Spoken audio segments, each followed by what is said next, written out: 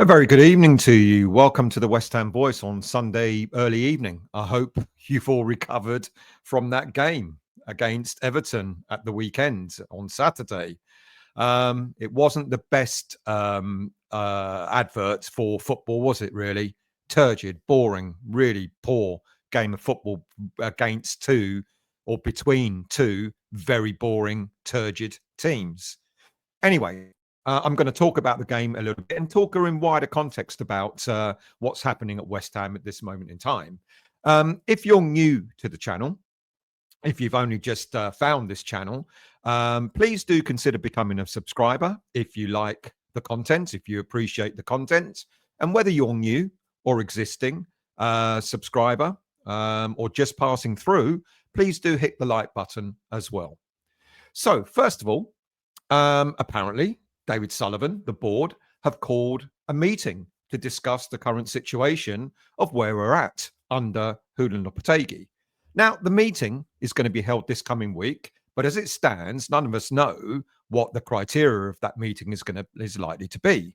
But in all honesty, whether we're winning, losing, drawing, or whatever, I expect the club or any football club to be having meetings on a regular basis to talk about how things are going. But the outcome of that meeting, we don't know.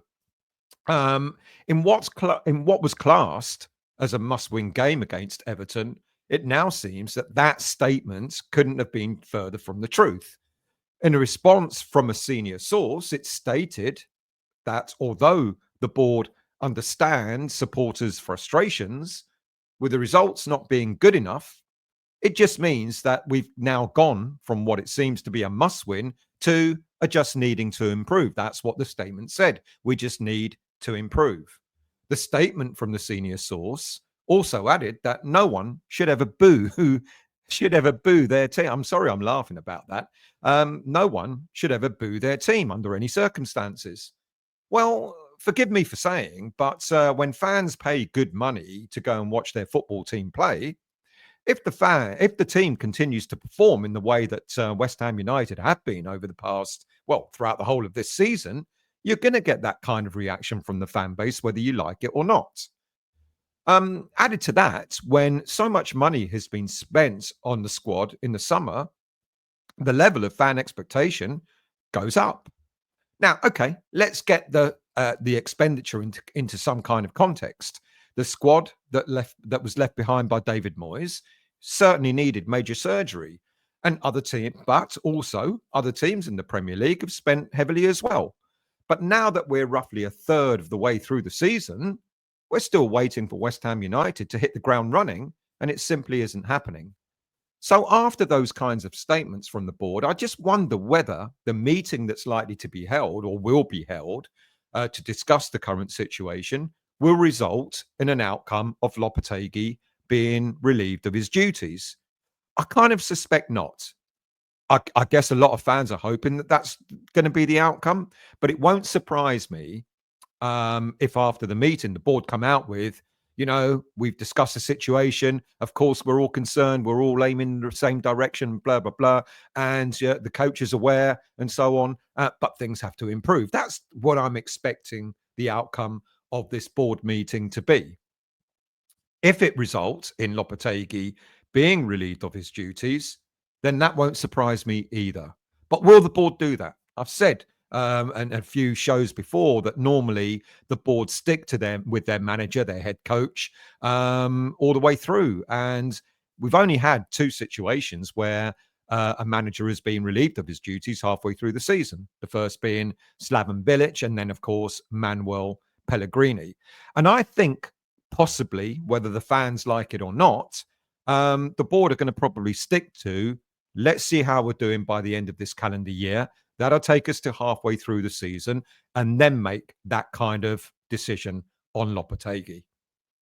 I'm guessing that the meeting will result in Lopetegui being given that kind of time frame to be told, we're backing you, but what we're expecting you to do is to improve performances and results. Now, with games coming up against the likes of Newcastle away and Arsenal at home after the international break, I'm guessing the board are going to call those two games not part of the improvement process. They're going to kind of accept that maybe we won't get anything out of those 2 games. I don't know. We'll see. The game against Everton always threatened to be one of those scrappy affairs, and in that respect, it didn't disappoint. But the game was disappointing in so many other ways. It's hard to know really where to start. Let's think about the lineup. I don't think there were any surprises in the lineup. The first 11 virtually picked themselves itself, with Areola still injured, but I don't think he would have made the first team. So Fabianski was still in goal. Wan-Bissaka, Todibo, and Kilman and Emerson were in the back 4. There were fears, of course, that Todibo would miss the game because he hadn't trained all week. And then in the middle, Jared Bowen was another player that we thought was going to miss the game, but thankfully he came through as well. And Rodriguez, Paqueta, Souček was back after illness, and Somerville were picked. So again, kind of picked themselves. And then, of course, up front, we had Antonio. I guess if we're looking at scraps of, anything, to take from this game, it was our second clean sheet of the season, after the first one being against Crystal Palace when we beat them 2-0 earlier in the season. A morsel there. But a clean sheet against a really average, a really poor Everton side is nothing to brag about. And if Everton were average and poor, then what does that say about West Ham United? Everton have gone on a bit of a decent spell lately. They lost one game in their last 7, which was the 1-0 defeat to Southampton last weekend. As for West Ham, we've won just 2 matches in our last 7, and they were against 2 really poor sides in Ipswich and Man United. The fact that we couldn't beat Everton at home demonstrates exactly what level we're at in the Premier League so far this season. We cannot keep up with most of the teams in the top half of the table. And in fact, we've only managed to get 1 point from the teams that currently occupy top 10 places in the Premier League. And that, of course, was against Fulham. We've lost to Man City. We've lost to Nottingham Forest, Chelsea, Aston Villa and Spurs. And we have yet to play Liverpool in the league. I know we played them in the Cup. We've yet to play Liverpool, Brighton, Arsenal and Newcastle. And we play every one of those teams when we return from the latest international break starting at the end of November, with, as I've mentioned, the away fixture to Newcastle coming up, followed up by the home game against Arsenal. Now, to be honest, I can genuinely see us not picking up many points, if any at all, from those 4 games against teams in the current top 10. The possible consolation is that we have home games against Leicester. We've got Wolves coming up, Bournemouth and Southampton. But I bet we don't get maximum points from those games either. Bournemouth is not going to be easy. They're no mugs. They're currently 3 points and 2 places above us in the league. Leicester, Southampton and Wolves are all fighting to either pull themselves out of the relegation zone or to accumulate enough points not to fall into it. So the pressure will continue to mount. And if West Ham are not careful, we could well get sucked down into the relegation area ourselves. Now, I don't mean it disrespectfully to any of the teams around or below us, but I think we have just enough to keep us around 10th to 15th place in the league for most of the season. But is that good enough? Let's go back to the Everton game. And it took us 44 minutes to get our first shot on target by Bowen right at the end of the first half. A really forgettable first half of football. We continue to be slow. We're laboured. There's no energy. There's no patterns of play. There's no drive in the team at all. Maybe except for the player like Somerville.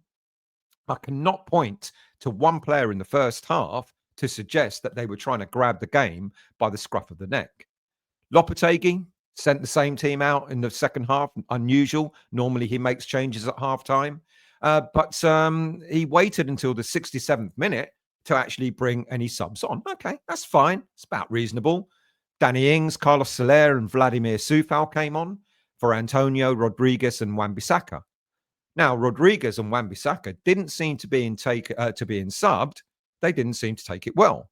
Rodriguez apparently seemed angry when he went off and went to sit down. Apparently he kicked out at something, according to some fans. And Wan-Bissaka just stood on the pitch quite motionless when his name was called to be subbed. He then exchanged a few words to Todibo and then just walked off, completely ignoring everyone, and just took his place on the bench. As for Danny Ings and Antonio, Ings did more in the time that he was on than Antonio did throughout the whole game. Now, I don't want to be seen to be bashing Antonio yet again, but it just doesn't have that natural striker instinct in terms of the way he moves, in terms of where the ball needs to go, and so on and so forth. Now, his movement on and off the ball as a striker is not good. As a winger, he knows what his role is, but he's not being played as a winger this season and hasn't been for quite a number of seasons. Whereas Danny Ings, he actually knows where to pop up to enable himself an opportunity to get on the end of chances. And in fact, he did have several, and he could have nicked the game for us had it not been for a couple of decent saves pulled off by Jordan Pickford. Soufal, he didn't do much more than Wan-Bissaka. But there's another irony in team selections and substitutions, because Soufal was clearly brought on to whip that ball across into the box. And yet the one player you would expect to get on the end of those crosses would have been Antonio, who was also subbed. Perhaps it's time to start thinking that maybe Danny Ings is the player that should start, given that this is what Lopetegui seems to want. He wants to pass the ball to death. And maybe Ings suits that style of play a little more. And maybe he might be better off in the starting lineup rather than Antonio. But still, we still do know we need a different type of striker altogether. And when you go for that one directional type of football, that's when you bring in the likes of Soufal and Antonio in order for Soufal to cross the ball to him. But look, it's evident that we are desperately crying out for a centre forward who's got pace, who's got intelligence, who's got ability to create havoc against opposition defences. Because as it stands, neither Ings nor Antonio are best equipped to do this. But given our current situation, I would try with starting with Ings and see how it goes. As for Soler, who also came on, he seems to offer no more than Rodriguez, to be honest with you. And this, for me, is one of the issues that's fast becoming more and more apparent as each game passes by, that we don't have a driving force in central midfield. I really thought that Soler, coming from PSG, was going to be that driving force. And that's what we were kind of led to believe, that he was that almost like a box-to-box type midfielder, but he's not doing it.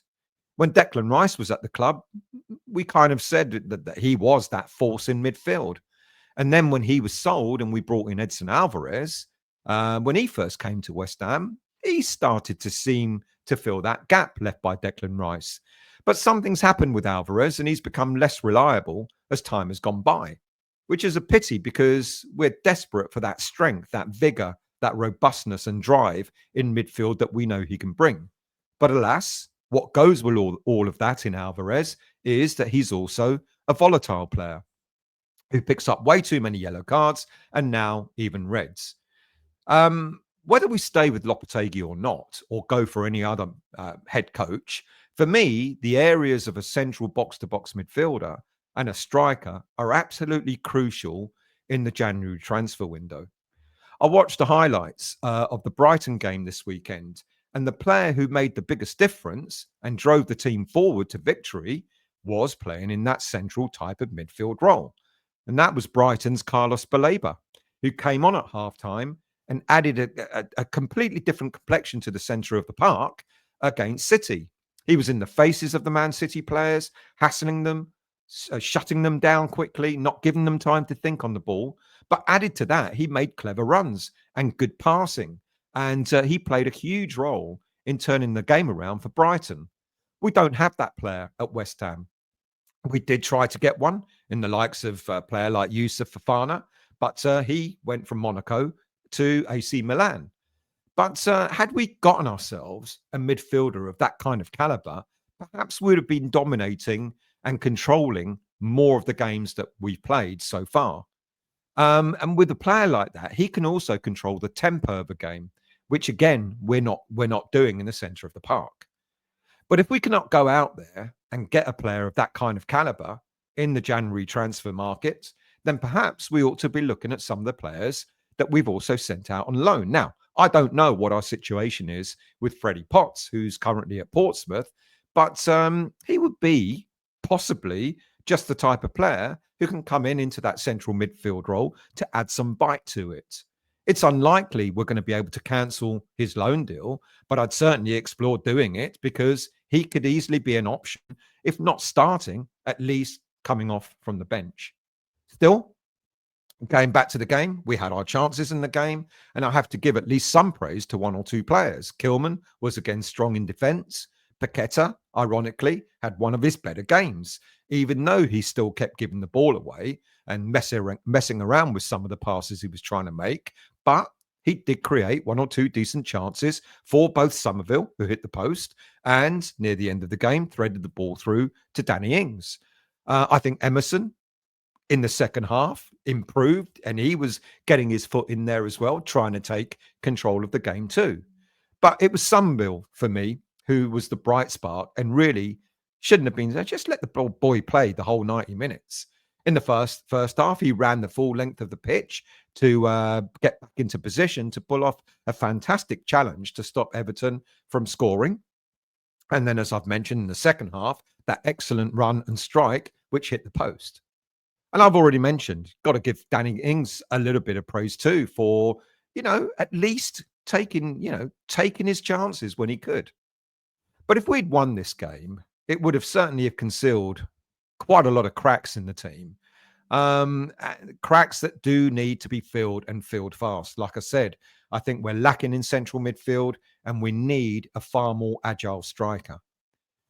We're glad for the international break. It gives us an opportunity to now see what's going to happen. And it will be interesting to see whether it'll be Lopetegui who leads the team out against Newcastle after this meeting is held by the board this week.